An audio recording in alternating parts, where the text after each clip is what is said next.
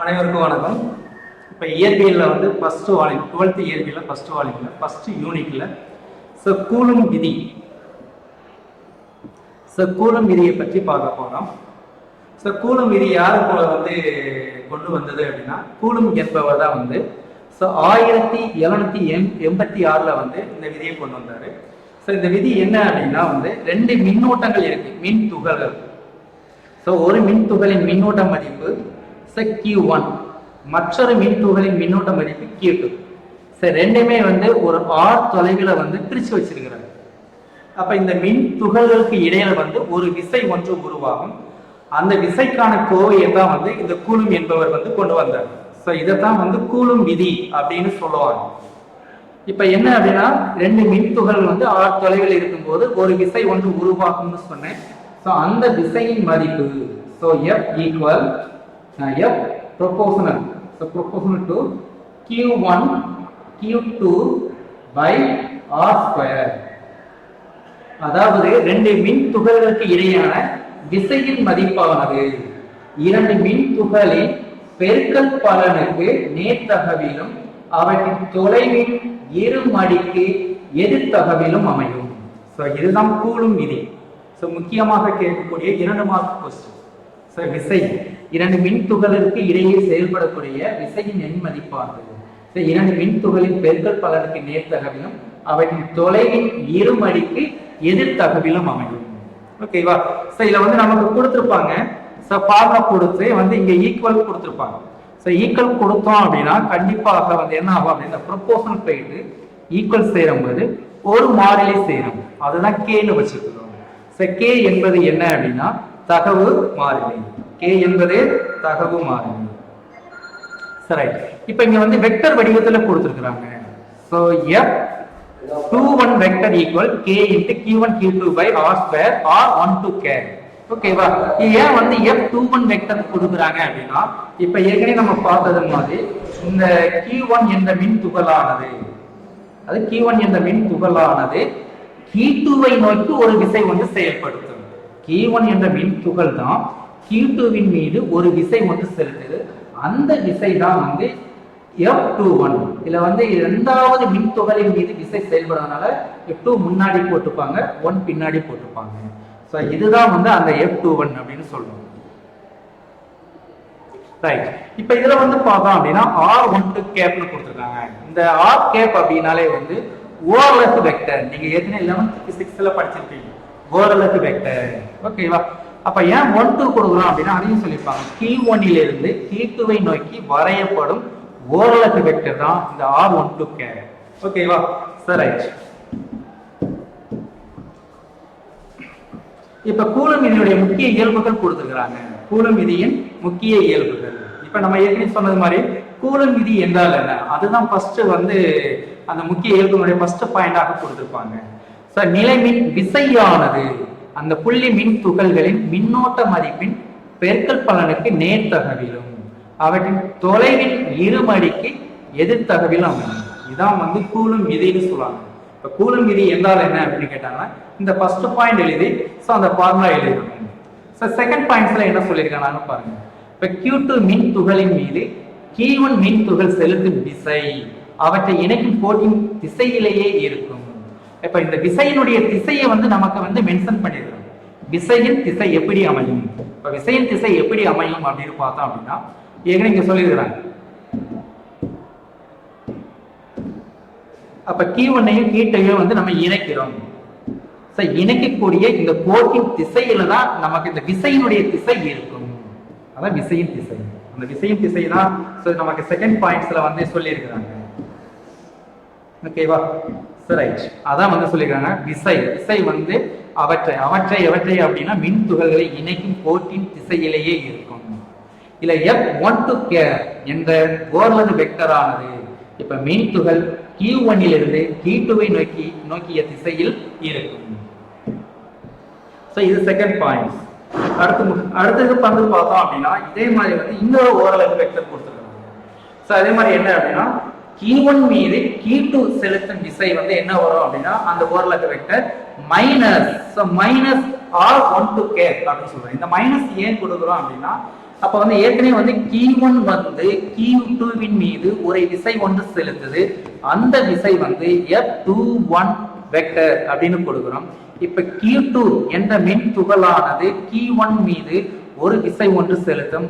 அந்த விசை வந்து F12 வெக்டர் அப்படின்னு சொல்றோம். இப்ப Q1 வந்து Q2 மீது ஒரு விசை செலுத்தும் போது அதனுடைய ஓரலகு வெக்டர் என்ன பார்த்தோம் அப்படின்னா நமக்கு R21 கேப் அப்படின்னு பார்த்தோம். அப்ப இங்க என்ன வரும் அப்படின்னா ஓரலகு வெக்டர் R12 கேப் அப்படின்னு பார்த்தோம். அதுதான் இங்க போட்டுக்கிறாங்க. ஓகேவா? எப்பயுமே வந்து பார்த்தோம் அப்படின்னா இந்த ரெண்டு திசைகளும் எப்படி எதிரெதிர் திசையில செயல்படுமோ அதே மாதிரி இந்த ஓரலகு வெக்டரும் ஒன்று எதிரெதிர் திசையில் செயல்படும். அந்த எதிர் திசையை வந்து குறிப்பதற்காக தான் இந்த மைனஸ் குறி வந்து கொடுத்துருப்பாங்க. ஏன்னா இது வந்து நியூட்டனின் மூன்றாம் விதியின்படி. ஒவ்வொரு நியூட்டனின் மூன்றாம் விதி என்ன அப்படின்னா ஒவ்வொரு திசைக்கும் சமமான எதிர் திசையில் உள்ளதுமான ஒரு எதிர் திசை உண்டு. இதுதான் வந்து நியூட்டனின் மூன்றாவது விதி. அந்த விதி தான் இங்கேயும் வந்து யூஸ் ஆகுது. அப்ப Q1 வந்து Q2 மீது ஒரு விசை செலுத்துது அப்படின்னா அப்ப Q2 வந்து Q1 மீது வந்து அதற்கு சமமான விசை எதிர் திசையில் செலுத்தும். அதே மாதிரி தான் அந்த ஓரலகு வெக்டரும் வந்து எதிர் திசையில் செயல்படுவதை காட்டுவதற்காக தான் இந்த -3. சரி, இப்ப ஏற்கனவே பார்த்தோம் விசை. F ஈக்குவல் நான் இது வந்து எண் மதிப்பில் எழுது. மேல வெக்டர் போட்டோம் அப்படின்னா வந்து நமக்கு எண் மதிப்பில் எழுத முடியும். F ஈக்குவல் வந்து என்ன வரும் அப்படின்னா K into Q1 Q2 by R square. இந்த K னுடைய மதிப்பு என்ன அப்படின்னா இந்த K க்கு வந்து ஒரு ஃபார்முலா இருக்கு. K equal 1 by 4 by epsilon naught. இதுல எப்சிலான் நாட்னா என்ன அப்படின்னா வெற்றிடத்தின் விடுதிறன். வெற்றிடத்தின் விடுதிறன் அப்படின்னு சொல்றோம். இதுக்கு மதிப்புகள் இருக்கு. எப்சிலான் நாட்டோட மதிப்பு என்ன அப்படின்னா 8.854 into 10⁻⁻12. ஓகேவா? ஆனா நமக்கு பின்னாடி வந்து இங்க 4 வந்து வந்திருக்காது. பழைய சிலபஸ்ல வந்து 4 இருக்கு. இப்போ நியூ சிலபஸ்ல வந்து 8.85 into 10⁻⁻12. இந்த எப்சிலான் நாட் வெற்றிடத்தின் விடுதிறனின் அலகு என்ன? பப்ளிக்லாம் எக்ஸாம்ல வந்து ஒன்வேல கேட்டுக்கிறாங்க. அலகும் கேட்டுக்கிறாங்க, அதனுடைய மதிப்பும் கேட்டுக்கிறாங்க. அலகு என்ன அப்படின்னா coulomb square newton power -1 metre power -2. இந்த அலகு வந்து நமக்கு வந்து தெரியல அப்படின்னா இந்த ஃபார்முலா யூஸ் பண்ணி கூட நம்ம என்ன செஞ்சுக்கலாம் அப்படின்னா வந்து அதனுடைய அலகு வந்து கண்டுபிடிச்சிக்கலாம். இந்த ஃபார்முலா எப்படி யூஸ் பண்றோம் அப்படின்னா K-க்கு பதிலாக அதனுடைய ஃபார்முலா அப்ளை பண்ணுங்க. அப்ப விசை வந்து கிடைக்கும். F equal 1 by 4 by epsilon naught. Q1 Q2 by R square. இதுல இருந்து எப்சிலான் நாட் வெற்றிடத்தின் விடுதிறனின் அலகு தான் பார்க்க போறோம். அப்ப இது மேல கொண்டு போயிருங்க. மேல கொண்டு போனோம் அப்படின்னா எப்சிலான் நாட் ஈக்குவல் 1 பை 4. இந்த F கீழே வந்துடும் 4F. Q1 Q2 by R square. ஏற்கனவே வந்து மேல மின் நூட்டங்கள் இருப்பதனால இது ஒரு மின்னோட்டம். மின்னோட்டத்தின் அலகு கூலும். இங்க ஒரு மின்னோட்டம் இருக்கிறதா அப்ப 2 மின்னோட்டங்கள் இருக்கிறதுனால 2 மின்னோட்டங்களை பெருக்கிக் கொண்டு இருப்பதனால கூலும் ஸ்கொயர் அப்படின்னு கொடுக்கிறோம். பை இது எண் மதிப்பு, இதுக்கு அலகு கிடையாது. விசையின் அலகு நியூட்டன். இது தொலைவு, 2 மின்னோட்டங்களுக்கு இடையான தொலைவு. தொலைவின் அலகு மீட்டர். மேல ஸ்கொயர் இருக்கிறதுனால ஸ்கொயர். அப்ப coulomb square by newton metre square. இதை மேல கொண்டு போனீங்க அப்படின்னா பவர்ல வந்து என்ன ஆயிடும்னா பிளஸ் இருந்தா மைனஸ் ஆகும், மைனஸ் இருந்தா பிளஸ் ஆகும். நம்ம ரெண்டுலயுமே வந்து பிளஸ் இருக்கு. மேல போகும்போது minus. Newton power -1 metre power -2. இப்ப அழகு வந்துச்சா? எந்த மாதிரி அழகு கொண்டு வரணும் அப்படின்னா ஃபார்முலா தெரிஞ்ச போதும் அதுல இருந்து அழகு ஈஸியாக கொண்டு வந்துடலாம். ஓகேவா? சரி, இப்ப என்ன அப்படின்னா எஸ் அலகு மேல K னுடைய மதிப்பு கொடுத்துருக்காங்க. இப்ப K என்பது என்ன அப்படின்னா அதனுடைய மதிப்பு கொடுத்துருக்காங்க. எப்படி கொடுத்துருக்காங்க அப்படின்னா இப்ப K ஈக்குவல் ஏற்கனவே சொன்னது மாதிரி 1 பை 4 பை எப்சிலான் நாட். ஓகேவா? அப்ப 1 பை 4 பைனுடைய மதிப்பு 3.14. ரைட். எப்சிலான் நாட் அதனுடைய மதிப்பு இங்க இருக்கு. 8.854 இந்த 10⁻⁻12. இந்த மதிப்பு எல்லாத்தையும் பெருகி இதை வந்து 1 டிவைட் பண்ணீங்க அப்படின்னா நமக்கு வந்து 9 × 10⁻9 அப்படின்னு கிடைக்கும். ஓகேவா? இப்ப வந்து விகித மாறிலின்னு பார்த்தோம். இந்த விகித மாறிலினுடைய அலகும் கூட பப்ளிக்ல உண்மையில கேட்கும். அப்ப அலகு எப்படி கண்டுபிடிப்பீங்க அப்படின்னா இந்த ஃபார்முலால நமக்கு எப்சிலான் நாட் கீழே இருக்கு. இப்ப வெற்றிடத்தின் விடுதிறன்னு சொல்றோம். இதுக்கு அலகு இருக்கு. அதனுடைய அலகு தான் coulomb square metre power -1 metre power -2. So அப்போ இந்த அலகு வந்து இங்கே இருக்கக்கூடிய அலகு மேலே போகும்போது நமக்கு என்ன ஆயிரும் அப்படின்னா அப்போ வந்து என்ன ஆயிரும்னா நியூட்டன். அந்த மீட்டர் பவர் -1 வந்து நியூட்டன்னு மாறும், மீட்டர் பவர் -2 வந்து மீட்டர் ஸ்கொயர் மாறும். ஸோ வந்து கூலும் ஸ்கொயர் வந்து கூலும் பவர் -2 அப்படின்னு கிடைக்கும். அப்போ விகிதமானின் அலகு கூட என்ன செய்வாங்க, நமக்கு உண்மையில கேட்கும். அதுதான் இங்கே கொடுத்துருக்காங்க. அப்போ இந்த மதிப்பு கேனுடைய மதிப்பு எப்படி வந்தது அப்படின்னா, ஸோ இந்த ஃபார்முலால வந்து 1/4 பைனுடைய 3.14. ஸோ எப்சிலான் நாட் அதனுடைய மதிப்பு தெரியும், அப்ளை பண்ணி 1 டிவைட் பண்ணோம் அப்படின்னா ஸோ இந்த ஆன்சர் கிடைக்கும். 9 × 10 × 9. ஸோ என்னோட அலகு வந்து newton metre square coulomb power -2. சரி,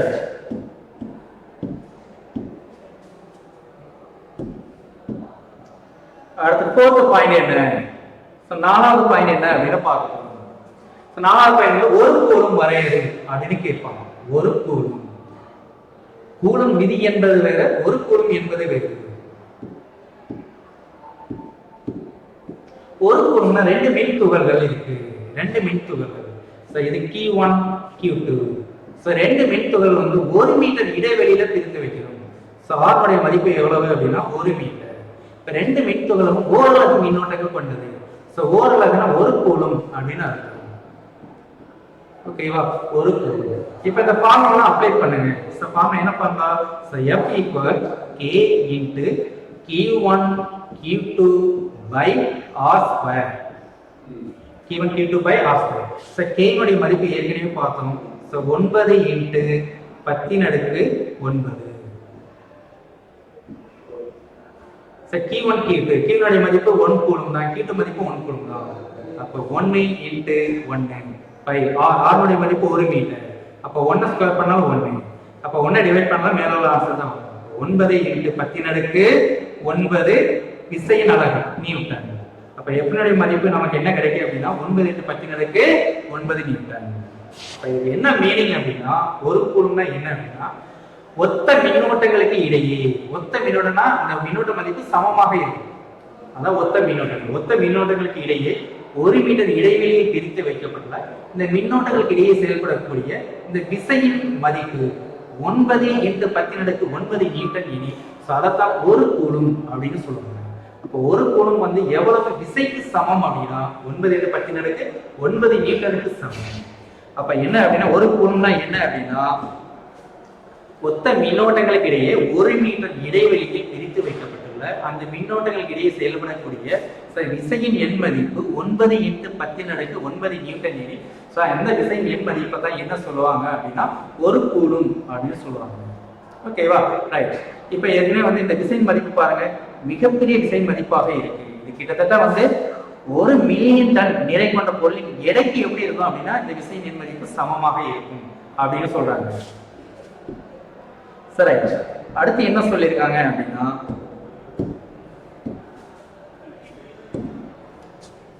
ரைட். இப்ப நாம வந்து அன்றாட வாழ்வில் வந்து மின்னோட்டங்களின் வந்து மதிப்பினை வந்து மைக்ரோ கூலுமிலும் நேனோ கூலுமிலும் வந்து என்ன செய்வோம் வந்து அளக்கலாம். மைக்ரோ அப்படின்னா அதனுடைய மதிப்பு என்ன அப்படின்னா 10⁻⁻⁶. நேனோ அப்படின்னா வந்து 10⁻⁻⁹. ஸோ இந்த சிறிய மிக சிறிய எண் மதிப்புல தான் நமக்கு மின்னோட்ட மதிப்பினை வந்து அளவிடுறது. சரி, அடுத்து என்ன அப்படின்னா 5th பாயிண்ட். எஸ்ஐ அளக்கும் முறையில் வெற்றிடத்திற்கான கூலும் விதியின் வடிவம். வெற்றிடத்திற்கான கூலும் விதியின் வடிவம் என்ன அப்படின்னா இதுதான் formula. F21 vector = 1/4 Q1 Q2 R² R1 to K.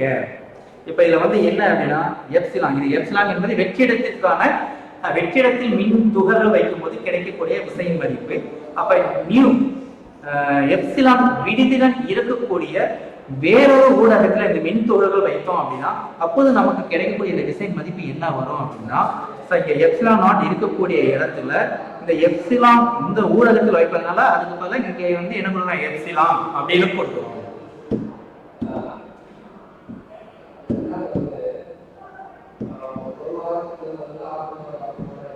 Right.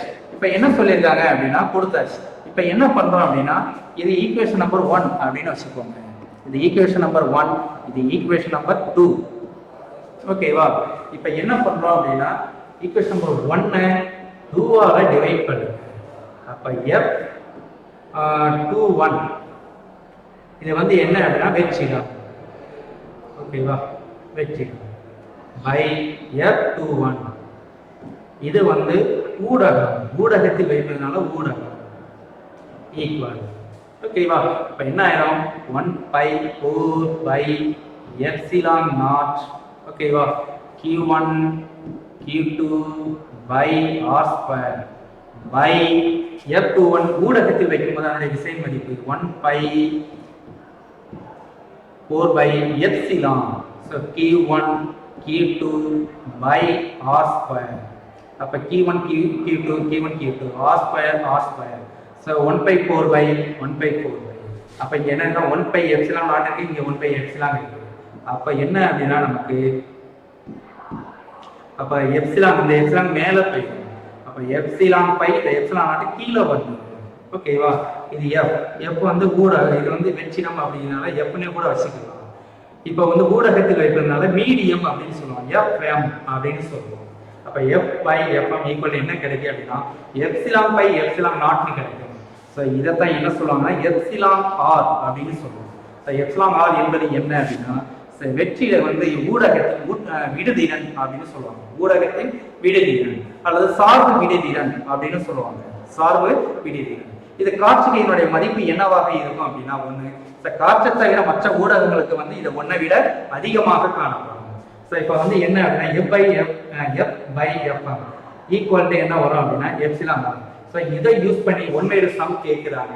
அதே மாதிரி epsilon by epsilon naught equal to epsilon r. So இதை யூஸ் பண்ணி நமக்கு ஒன்வேடு சம் கேட்குறாங்க. ஸோ அதனால இந்த ஃபார்முலா ரொம்ப இம்பார்ட்டன்ட், முக்கியத்துவம் வாய்ந்தது.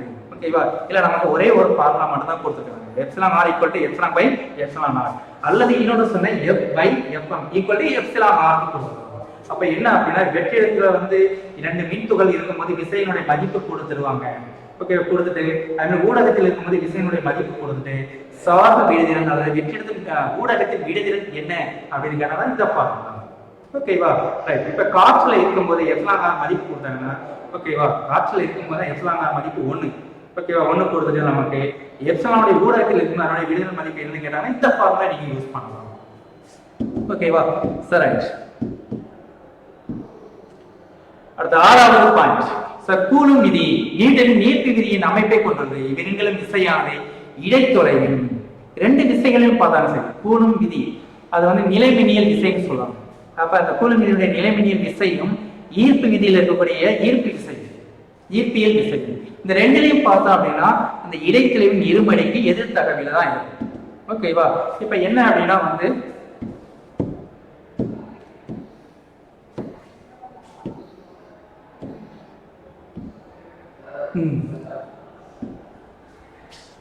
நிலைமின்னியல் விசை அல்லது கூலும் விசை. ஓகேவா, சோ F இன்வெர்ஸ்லி ப்ரொபோர்ஷனல் என்ன வரும் அப்படின்னா 1/r². இது கூலும் விசை. ஈர்ப்பியல் விசை கிராவிடேஷன் ஃபோர்ஸ் இன்வெர்ஸ்லி ப்ரொபோர்ஷனல் என்ன வரும் அப்படின்னா r². ஏன்னா Fg. சோ இதனுடைய ஃபார்முலா என்ன அப்படின்னா G × m1 m2 by r². இது 10th சயின்ஸ்ல படிச்சிருக்கீங்க. Fc கூலும் விசை அல்லது நிலைமின்னியல் விசை அப்படின்னு சொல்லுவாங்க. So Fc equal to k. இங்க g க்கு பதிலா k கொடுக்கிறோம். அப்ப k × q1 q2 by r². அப்ப 2 விசைகளிலும் பார்த்தோம் தொலைவின் இருமடிக்கு எதிர் தகவில தான் இருக்கு. இப்ப வந்து ஈர்ப்பியல் விசையில பார்த்தோம் அப்படின்னா நிலைகளின் பெருக்கல் பலனுக்கு நேர் தகவில் இருக்கும். இதே வந்து கூலும் விசையில பார்த்தோம் அப்படின்னா வந்து மின்னோட்டங்களின் பெருக்கல் பலனுக்கு நேர் தகவில் இருக்கும்.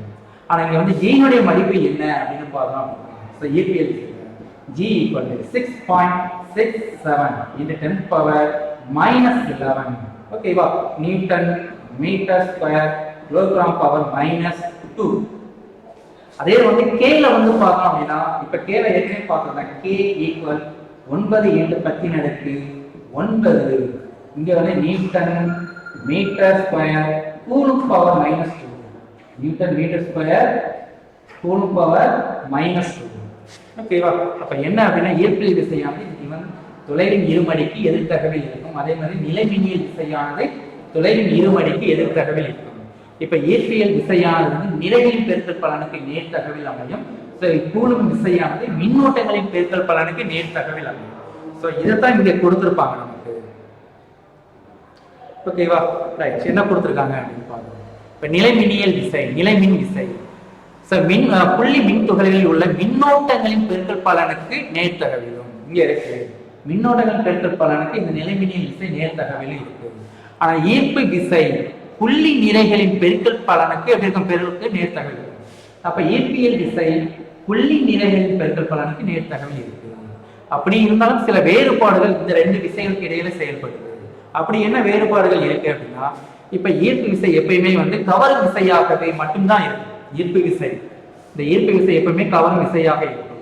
ஓகேவா, இப்ப அண்டத்தில் உள்ள இரண்டு பொருட்களுக்கு இடையில வந்து கவரும் விசை மட்டும்தான் செயல்படும், விலக்கு விசை செயல்படாது.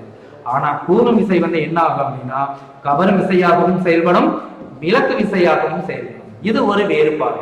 அதே மாதிரி ஈர்ப்பியல் மாறிலி, ஈர்ப்பியல் விசையில இந்த ஜீவனுடைய மதிப்பு இந்த இருக்கு 6.626. ஓகேவா, இங்க 10 பவர் இதுல வந்து 2 கொடுத்துருக்காங்க. ஆக்சுவலா வந்து 6.67. ஓகேவா, 6.67 இது 10 power -11 newton metre square kilogram power -2. ஆனா கூலும் விதியின் அந்த கேனுடைய மதிப்பு ஏற்கனவே பார்த்தோம், 9 newton metre square coulomb power -2. இப்ப இந்த கேனுடைய மதிப்பு பாருங்க, ஜியை விட அதிகமாக இருக்கு. எதை வச்சு அதிகமாக இருக்குன்னா இங்க -11 +9 அடுக்குல பார்க்கணும். அதனால வந்து கே மதிப்பு ஜியை விட எப்படி இருக்குன்னா மிகவும் அதிகமாகலாம். இப்ப நிறை குறைவான பொருட்களுக்கு ஈர்ப்பு விசையை காட்டிலும் நிலைமின் விசை எப்படி இருக்கும்னா மிக அதிகமாகவே இருக்கும். ஓகேவா, இதுவும் வந்து என்ன அப்படின்னா அதில் இருக்கக்கூடிய ஒரு வேறுபாடு. ரைட். அடுத்து மூணாவது வேறுபாடு என்ன அப்படின்னு பார்க்கணும். மூணாவது வேறுபாடு, இப்ப இரு நிறைகளுக்கு இடையே உள்ள ஈர்ப்பு விசை அது வைக்கப்பட்டு ஊடகத்தை சார்ந்ததல்ல. ஓகேவா, அதாவது என்ன அப்படின்னா நீ அந்த ஈர்ப்பு விசை வந்து ஊடகத்தை சார்ந்தமையாது. ஆனா வந்து நமக்கு என்ன அப்படின்னா இந்த கூலும் விசை வந்து ஊடகத்தை சார்ந்தமை. இப்ப பார்த்தோம் இல்லையா, ஃபார்முலா கூட யூஸ் பண்ணோம். வெற்றிடத்தில் வைக்கும் போது ஒரு விசை மதிப்பு கிடைக்குது, ஊடகத்தில் வைக்கும் போது வேற ஒரு விசை மதிப்பு கிடைக்குது. ஆனா ஈர்ப்பு விசை வந்து ஊடகத்தை சார்ந்தது அல்ல. அது காற்றுல வைத்தாலும் நீருக்குள்ள வைத்தாலும் அதனுடைய விசை மதிப்பு என்ன செய்யாது, மாறாது. ஓகேவா, ஆனா என்ன அப்படின்னா வந்து இது நிலைமின்னியல் விசை வந்து அது வைக்கப்பட்டுள்ள ஊடகத்தின் தன்மையை சார்ந்தே இருக்கும். அடுத்த பாயிண்ட் என்ன அப்படின்னா வேறுபாடு. இப்ப நிறைகள் வந்து நிலையாக இருந்தாலும் இயக்கத்தில் இருந்தாலும் ஈர்ப்பு விசை என்ன செய்யாது, ஒன்றாகவே இருக்கும். நிறைகள் வந்து நிலையா இருந்தாலும், இப்ப ரெண்டு நிறைகள் நிலையா இருந்தாலும் இயக்கத்தில் இருந்தாலும் அந்த ஈர்ப்பு விசை மதிப்பு மாறாது. ஆனா மின் துகள்கள் வந்து இயங்கும் போது அந்த கூலும் விசையுடன் மற்றொரு விசையும் சேர்ந்து செயல்படும். ரெண்டு விசைகள் செயல்படும். இந்த மற்றொரு விசை தான் லாரன்ஸ் விசை அல்லது லாரன்ஸ் விசைன்னு சொல்லுவாங்க. அப்ப வந்து மின் துகள்கள் இயங்கினா கூலும் விசையோடு ஒரு லாரன்ஸ் விசையும் செயல்படும். ஆனா வந்து ஈர்ப்பு விசை வந்து இயக்கத்தில் இருந்தாலும் ஓய்வு நிலையில் இருந்தாலும் எந்த விசையும் செயல்படாது. அந்த விசையின் மதிப்பு ஒன்றாகவே இருக்கும் அப்படின்னு சொல்லிட்டாங்க. இதுவும் ஒரு வேறுபாடு. ஸோ இந்த வேறுபாடுகள் மட்டும் நமக்கு 3 மார்க்ல வந்து கேட்கிறாங்க. ஸோ அதையும் என்ன செஞ்சுக்கோங்க அப்படின்னா நல்லா பார்த்து வச்சுக்கோங்க. சரி, அடுத்து 7வது பாயிண்ட். இப்ப மின் துகள் கீவின் மீது கீட்டு, மின்துகள் கீட்டு செலுத்தும் விசை. ஓகே, கீவின் மீது கீட்டு செலுத்தும் விசை 1 to epsilon 1 to f12 vector equal to 1/4 epsilon q1 q2 by r square r cap 21. இங்க r21 என்பது q2 இலிருந்து q1 ஐ நோக்கி திசையில் உள்ள ஓரலகு வெக்டர் ஆகும். ஆனா r21 cap equal to -r12 cap என பிரதியிட்டார். அப்ப பிரதியிட்டோம் அப்படின்னா அப்ப விசை மதிப்பு என்ன செய்யும், ரெண்டு விசைகளும் சமமா இருக்கும். பட் எப்படி செயல்படும், எதிர் திசையில செல்லும். அந்த எதிர் திசையை காட்டுவதற்காக தான் அந்த மைனஸ். சரி, அடுத்து அதான் கொடுத்திருக்கோம். ஓகேவா, எனவே நிலை மின் விசை நியூட்டனின் 3வது விதிக்கு உட்பட்டது. சரி, அடுத்து 8வது பாயிண்ட். இப்ப கூலும் விதி எப்பயுமே புள்ளி மின் துகளுக்கு மட்டுமே பொருந்தும். கூலும் விதி புள்ளி மின் துகளுக்கு மட்டுமே பொருந்தும். ஆனா புள்ளி மின் துகள் என்பது ஒரு கருத்தாக்கம் மட்டும்தான். ஒரு கருத்தாக்கத்துக்கு மட்டும்தான் வந்து இந்த புள்ளி மின் துகள் என்ற வார்த்தையை நம்ம பயன்படுத்தணும். ஏற்கனவே அந்த புள்ளி நிறையை பற்றி வந்து நம்ம ஏற்கனவே 11th இயற்பியல்ல படிச்சிருக்கோம். அதே மாதிரி தான் இங்க புள்ளி மின் துகள் அப்படிங்கிறது வந்து யூஸ் பண்ணிருக்காங்க. ஓகேவா, ரைட். இப்ப மின் துகளுக்கு இடையே உள்ள தொலைவை ஒப்பிடும் போது, ரெண்டு மின் துகள்கள் இருக்கு, ரெண்டு மின் துகளுக்கு இடையே உள்ள தொலைவை ஒப்பிடும்